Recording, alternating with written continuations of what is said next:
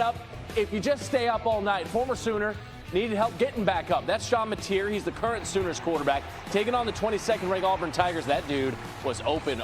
Isaiah Satania is in for the touchdown, beginning of a big day for those two. And then this drew the attention of the Southeastern Conference. It appears to be what's called a hideout tactic. Trickeration. Yep, the pass was complete, and perhaps it shouldn't have been. The NCAA football rule G2, Article 2, no simulated replacements or substitutions can be used to confuse an opponent. Should have been a 15-yard penalty. It was not.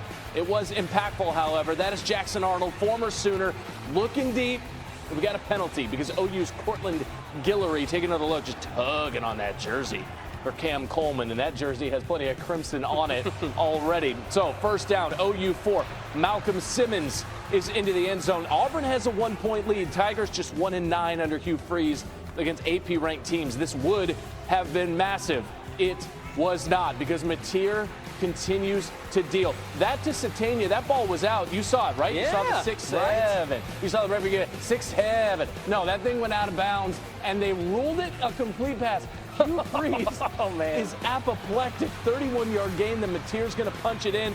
10th straight game with a passing touchdown and a rushing touchdown for him. Ties Lamar Jackson. Heisman favorite. Third longest streak last 20 years, and Lamar famously won a Heisman. All right, here's Grayson Halton laying a. How about Halton catch these hands on Arnold inside the 5-yard line? The last time an SEC team had 9 sacks, Ole Miss against Oklahoma. The Sooners got 9 last night, and that safety right there, that was impactful for the line. Closed the ESPN bet at 6.5 points. Pushed it to a 7-point dub. Good teams win. Great teams cover. Oklahoma 24-17. Look at Randbear getting some ESPN bet knowledge in there. Love it. More Big Ten action, or I should say Big Ten action. Illinois, Indiana, number 9 versus number 19. First quarter, no score. Illinois punting when D'Angelo Pons does it all himself.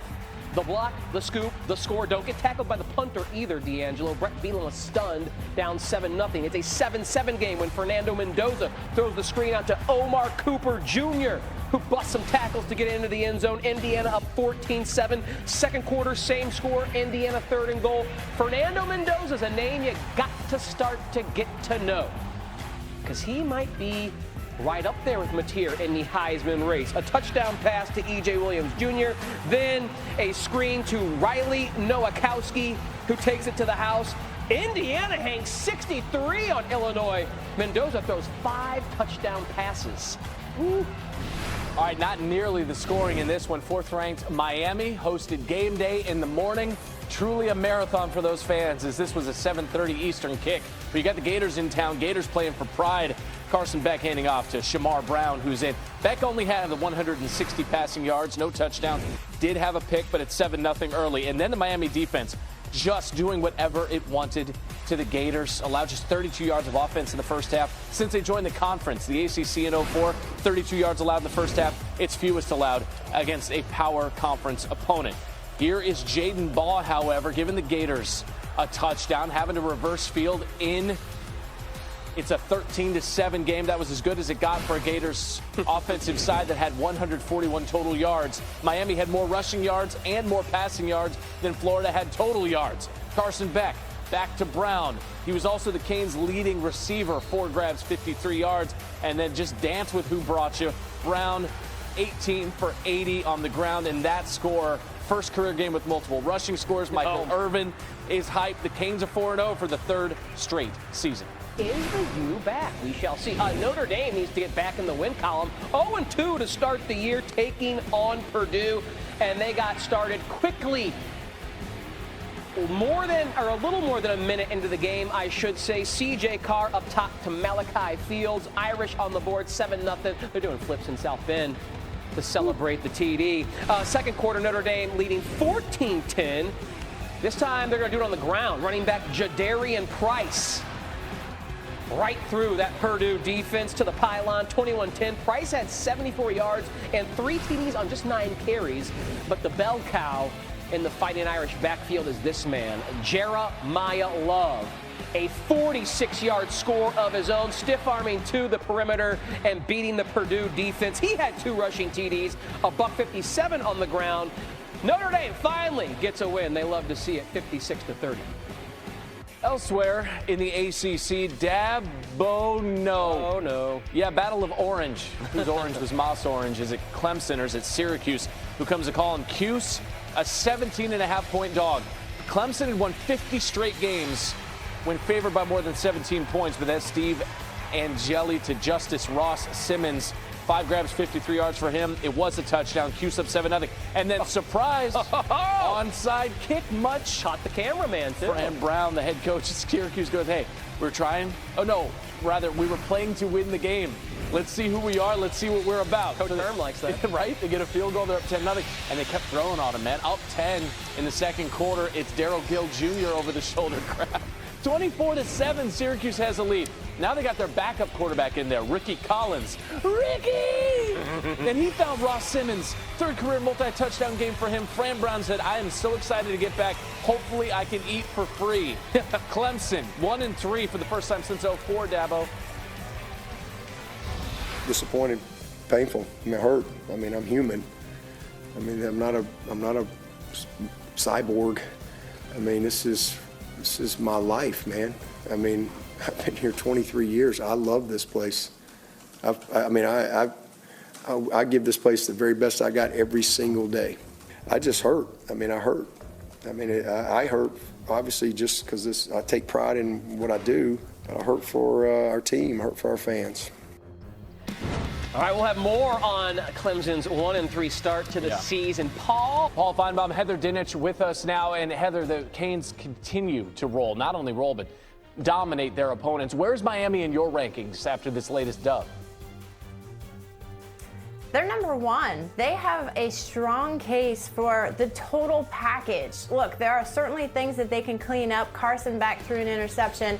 They had 6 penalties, but the defense had 4 sacks, 7 tackles for loss, and didn't allow Florida a third down conversion. I get it. The Gators are underwhelming, underperforming, and unranked, but this was a tough, gritty rivalry game.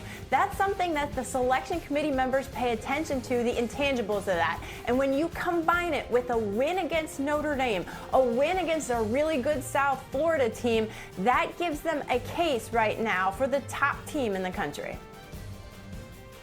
And Heather, I think one reason why that makes so much sense is that watching the game, I thought Miami played fairly pedestrian, and they still simply put away their rival from up in the state. And I think that shows you what they're capable of doing down the road. I realize if you're looking from a tall building, beating Notre Dame doesn't mean as much. And of course, Florida is self-explanatory. But I think they'll get big wins later, and you have to look at what Mario Cristobal has done. And he promised a winner, and he very well has a national championship contender here. All right, guys, Miami definitely a bright spot right now in the ACC. Meanwhile, for Clemson, it's pretty much lights out on their season. Paul, what is wrong with Dabo Swinney's program right now? Well, first of all, I think Dabo Swinney ought to pipe down. Nobody wants to hear the woe is me routine from him. I mean, it's getting very old. Everyone knows what he's accomplished. Dabo, you don't need to remind us of that. We know. We watched the games. We saw your 2 national championships. So, Dabo, shut up, first of all, and try to get your team back in this season. Yes, there's only 8 games remaining, and your path to the playoff is about as narrow as me having a full head of hair by the 5 o'clock this afternoon. And the bottom line is this: there are so many problems. But the biggest thing to me, aside from Klubnik, is the defense. We expected them to be elite this year with edge rushers all over the place, and they have not performed. So that buck stops with Dabo Swinney. I mean, I don't even know what to say after that. He just brought the hammer down hard.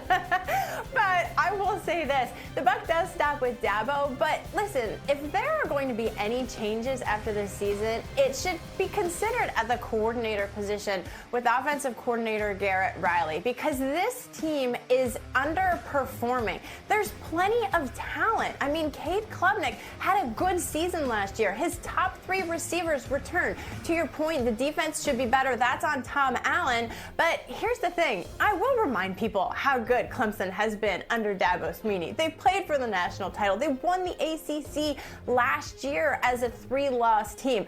Dabo, I was on his press conference last night after the game, and for whatever reason, he has no explanation as to why they cannot put this together. You're right, it's on Dabo, but I also will point the blame elsewhere at the coordinators too. Woo. Paul, you're going to be back here in a few moments. We'll see if you tell anyone else to shut up. You also short out who the top team in the SEC is after that OU win. Great start, Heather and Paul. Thank you. You know, before this season, Mr. Finebaum, along with many, high on Arch Madness, high on Arch Manning, looking for a bounce-back game against Sam Houston. Sam Houston's in town on the 5-yard line of these Longhorns, and there is Arch, and he's in. He's going to let you know about it, talking to the defender. A little swagger. Arch has got it back, up 14-0. Manning said he's worried about getting a taunting penalty. Sam State, Arch. He goes, my mom was pretty mad about it. I think it was some built-up frustrations for the past few weeks. Okay. He's going to air one out to Jordan Washington, who's so open, he's lonely. Third straight game with a passing touchdown and a rushing touchdown. It's 21-0. Texas scored on its first 9 possessions. Manning, that'll do. To Wingo, that'll work. Wingo, 4 grabs, 93 yards, 2 receiving touchdowns. Arch, 5 total touchdowns and 300 passing yards on 85% SportsCenter. Taking a look at the rest of the top 10 we haven't seen thus far to start the show. How about Oregon? Number 6 in the country. It's a rivalry game, Randy. Oh, yeah. They used to call it the Civil War. I don't know if you can still do that, but I'm going to do it here. It was a beatdown for Oregon, 41-7. Dante Moore finding Gary Bryant Jr. Moore had 4 passing TDs, 305 yards. It was a crisp 21 of 31 through the air. Good to get a Gary into the show. How about 7th-ranked Florida State taking on Kent State, whose state was Moss State. Tommy Castellanos up the middle, one of 8 Knoll rushing touchdowns in this game, most in the game in school history. They're up 21-7. We got trick plays everywhere. That's Mekhi Danzy. Who's the boss? Well, that's Dan's up. It's still school record 498 rushing yards. Florida State 66-10. See, I think Angela was the boss. I think it was Mona. I think it was Mona. That's kind of ruled that house. Saucy mix. No doubt about it. Just over 2 minutes to go in the first half of the LSU game, taking on Southeast Louisiana. Garrett Nussmeier finds Barry and Brown for the touchdown catch. LSU up 28-0. Then more. Nussmeier, Xavier Thomas after he rolls out scrambling to his left. Nuss and the Tigers, an easy win, 56-10. Oh, it is time for the segment that continues to grab America's hearts and minds. It is Paul in or Paul out with Paul Finebaum on SportsCenter AM. Captivated. LSU rolls. OU gets a big win, Paul. The statement is this: the Sooners are the biggest threat to LSU in the SEC. Are you Paul in or Paul out? Randy, I'm Paul out on that. I thought it was a great win. I was out in Norman yesterday, and the defense was as good as I have seen this year. But let's get real.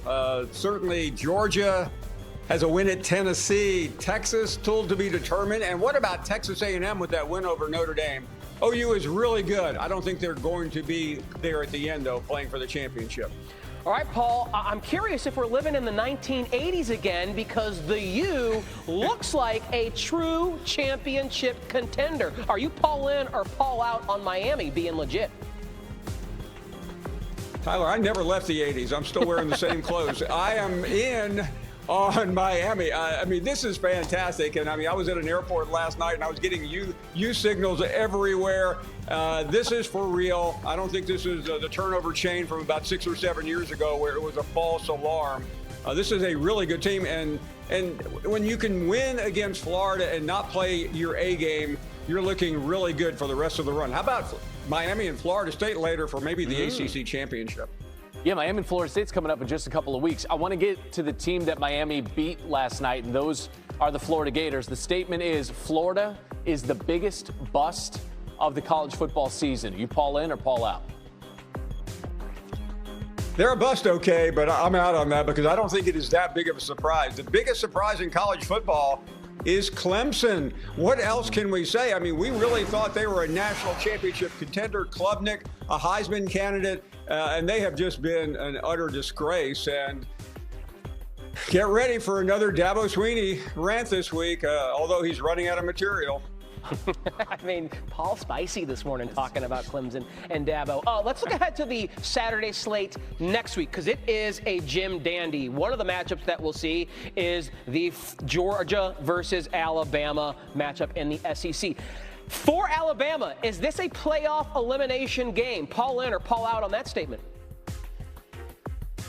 I'm in on that because they've already lost to Florida State. Now, that may look like a really good loss, but the problem is the calculus. It will be their second loss of the season, and Alabama still has Vanderbilt. Yes, you heard me, Vanderbilt in a week or two. They have Tennessee, LSU, Oklahoma, Auburn. I mean, it's just an endless stream of tough games. Alabama needs to win this game to stay alive. All in on the segment with Mr. Finebaum. Paul out here on SportsCenter. Buy or sellers in the SEC, a battle of the Columbias. This one taking place in Missouri. South Carolina and the Missouri Tigers. And Lenoris sellers, we were buying stock on him early in this game. It's a 6-0 Missouri lead. Went on a free play because of an offside. Sellers does what you're supposed to do. Chuck it deep. Right on the money to Vandravius Jacobs, who scores. Later in the game, it's Sellers again to a wide-open Brian Rowe Jr. Gamecocks had a 14-9 lead at that point. In the second half, they're up 17-12.